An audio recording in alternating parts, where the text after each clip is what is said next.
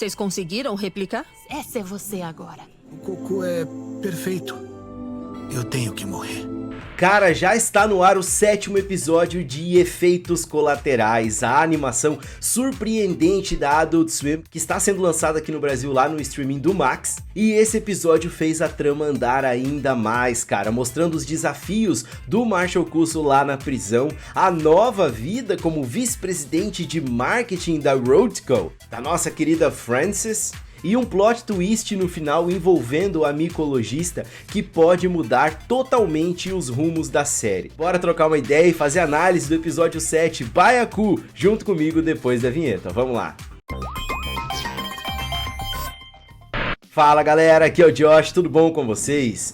Cara, se você ainda não assistiu Efeitos Colaterais, assista, cara, porque é com certeza a melhor animação do ano até agora. E enfim, eu não vou enrolar muito porque eu já quero entrar logo nos acontecimentos desse episódio, mas antes disso eu quero te convidar a se inscrever aqui no canal se você ainda não é inscrito, caiu de paraquedas aqui procurando sobre Efeitos Colaterais, então se inscreve aqui porque eu tô trazendo a partir de agora a análise dos episódios até o último episódio da série, e também falo de Rick and Morty e de várias outras animações adultas aqui no canal. Então ó, já se inscreve também, dá um hypar aí nesse vídeo se tiver no seu celular, que isso ajuda muito o canal a crescer e aumentar a nossa comunidade. Tamo junto, hein? Se inscreve aí.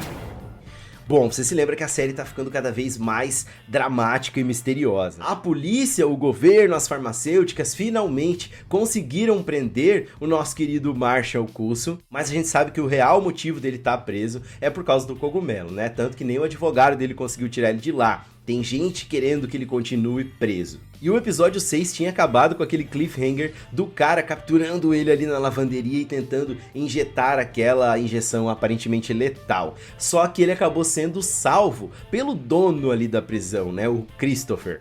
Aliás, essa cena é bem sanguinária, é impressionante como essa série trabalha com essas questões mais violentas e outras cenas assim, com muita naturalidade. E o conceito de arte da animação dessa série tem me pegado muito, cara, tá muito irado. Junto com a trilha sonora que eu não canso de elogiar, porque é quase como se fosse um personagem também, cara, intensificando tudo o que acontece. Enfim, o Christopher dá um choque de realidade ali no Marshall, que ele não vai conseguir sair dali, que essa é a realidade dele agora, que ele precisa aceitar isso. E ele ainda diz, a sua vida agora é minha, cara, só se fode o nosso Marshallzão.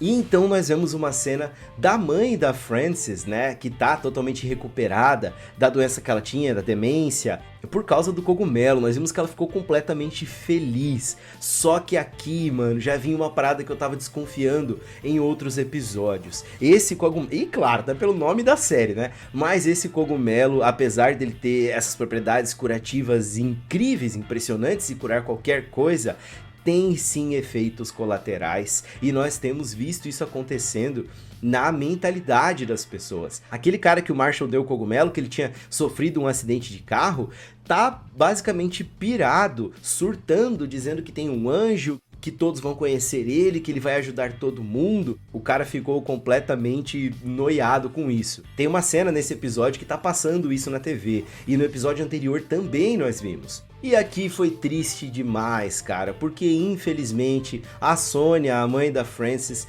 foi uma cena bonita, ela subiu na árvore, ela tá se sentindo muito bem, e ela foi subindo cada vez mais até chegar ali a um ninho, mas ela acabou caindo da árvore. Ai, cara, eu fiquei triste, tava pegado já com ela. Mas antes da Frances saber disso, ela está curtindo seu novo cargo na empresa. Ela agora é a vice-presidente de marketing da Roadco. E tá curtindo essa vida, né? Desde o começo nós vemos que ela queria isso, crescer aí na sua carreira, e viu no Marshall e no seu cogumelo uma oportunidade para que isso acontecesse, apesar das suas objeções morais que não duraram tanto assim. O fato dele estar preso, apesar dela ter sofrido um pouco com a prisão dele de início, acabou por dar mais força aí para essa decisão dela. Mas logo no início ela é visitada por aquela mulher do governo federal que tá fazendo toda essa investigação sobre o cogumelo, né? E ela é ligada ao Jonas o Lobo, o dono da Rutgers, e que tem uma influência muito grande aí no background da série. E o que o Jonas vai fazer? Porque ele já tá sabendo também.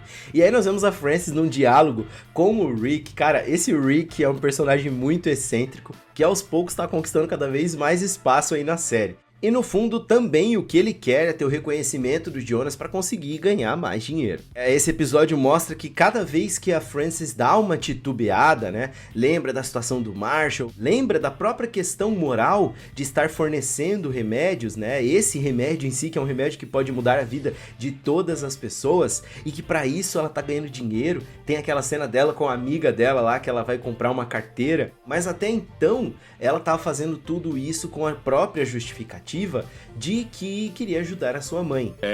O governo é só uma vadiazinha manipulável, na verdade. Eu adoro essas tiradinhas dessa série. Mas é em mais uma dessas vezes que a Frances está tentando se convencer que ela não está fazendo nada pelas motivações erradas, que ela acaba, infelizmente, descobrindo sobre o falecimento da sua mãe. Tadinha, cara, os detalhes dessa série são muito bons, né? Nós vemos ali familiares dela chorando, ela disse que queria que a mãe estivesse ali, já que tem tanta gente que ela nem imaginava que ia, o tio Dan ali, que é aquele cara todo bêbado, e ali o chefe dela vai lá dar as condolências no velório, né? E inclusive leva um panfleto dizendo que eles criaram o fundo com o nome da mãe dela, provavelmente para fazer pesquisas relacionadas aos efeitos colaterais do cogumelo, apesar que eles não deixam isso muito bem claro. Voltamos lá pro Marshall então na cadeia conversando com o Christopher. Você tá ligado que ele tá triste, né? Porque ele descobriu que a Frances trabalha na Rutgers e que traiu ele. Mas ele já tem um plano em mente, cara. O Christopher chamou ele aqui pra ver o pé de um outro presidiário ali que tá todo zoado. Ele pede pro Christopher se é possível ele conseguir uma substância chamada tetrodotoxina. É uma neurotoxina letal presente no baiacu que pode causar paralisia e morte.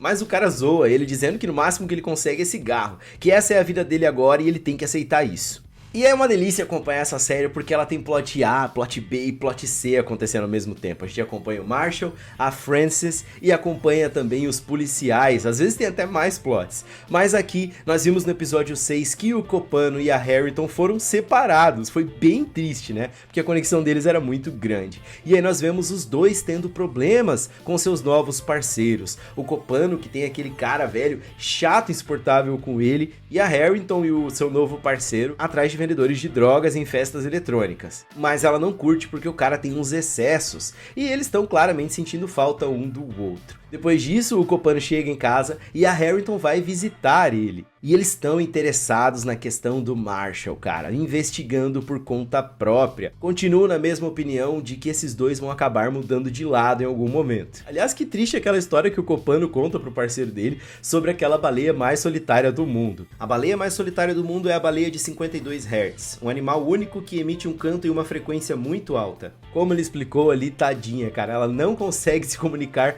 com as outras baleias porque ela canta numa frequência diferente. Tadinha da baleia! Quando vamos nos aproximando do final do episódio, nós vemos que o Marshall tá ali na biblioteca da prisão, né, escrevendo ali, fazendo anotações sobre o pé do cara lá que tá todo detonado. E ele escuta um barulho e acha que vai ser alguém chegando já pra atacar ele novamente, mas de repente ele se surpreende porque quem aparece é a micologista. A especialista em fungos? Eu sei o que é uma micologista, porra! Então tá. Ela conta que ela se voluntariou pra trabalhar ali desde que descobriu que ele tá lá. Porque quando ela foi fazer a pesquisa nos materiais que foram colhidos na casa dele para narcóticos, ela descobriu aquele cogumelo. Você lembra dessa cena? Acho que foi lá no episódio 5 e ela guardou com ela. Nós vimos que ela tem um filho doente, né? Que tem um problema de respiração e tem que andar com aquele oxigênio. Ela conta pra ele que o cogumelo salvou a vida do filho dela e que quer ajudar o Marshall. Ela pergunta o que ela tem que fazer para cultivar os cogumelos, se ele usou algum tipo de esterco. E é aí que o nosso amigo Marshall, enfim, se liga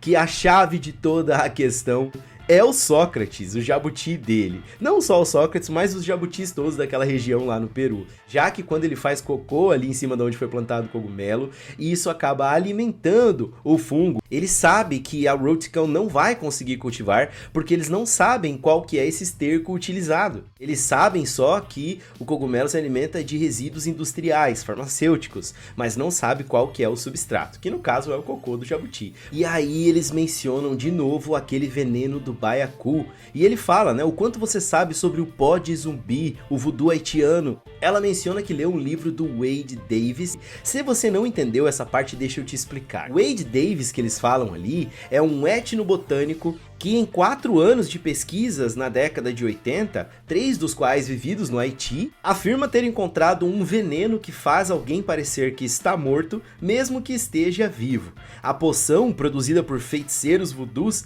a partir da toxina de um peixe nativo, misturados a ervas alucinógenas e restos humanos como ossos e pele, seria o elemento central no processo da chamada zumbificação. Só que, como a micologista explica, é um procedimento muito preciso, então uma gota, uma quantidade a mais poderia levar realmente à morte, não só causar a paralisação. Ele já estava com esse plano na mente desde a hora que ele conversou com o Christopher para sair da prisão.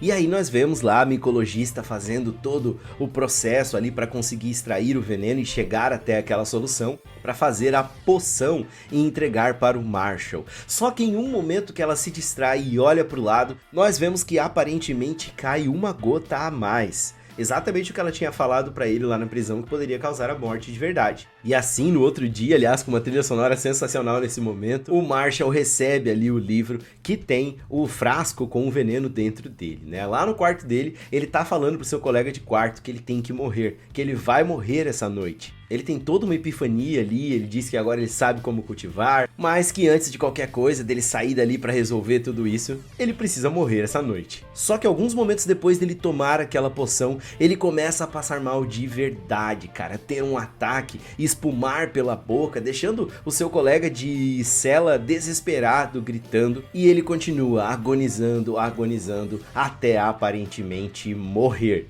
Enfim, cara, são muitas perguntas nessa série sensacional que tá sendo muito massa acompanhar. Agora, é claro, eu quero saber a sua opinião. Qual é a sua teoria aí para o próximo episódio? O que você acha que vai acontecer? Quero agradecer a você que ficou comigo até agora, valeu cara, ficou até o final aí da análise, tamo junto demais, curti demais esse episódio, trouxe informações aí pra vocês, pra explicar também alguns acontecimentos, mas claro, se você viu coisas aí que eu acabei não trazendo, deixa aqui nos comentários, vamos debater, vamos trocar essa ideia, quero agradecer a você que ficou aqui comigo até agora, tamo junto demais. Se você gostou desse vídeo, não esquece de deixar um likezão, se inscrever aqui no canal, dar um hypar aí, aquele pacotão todo, e também, claro, ativar o sininho se você quiser receber as notificações de todos os vídeos e teorias que eu trago aqui pra vocês. Tamo junto demais, cara. Um forte abraço e até o próximo vídeo. Tchau, tchau. Sabe que eu gosto quando chega perto, diz que quer.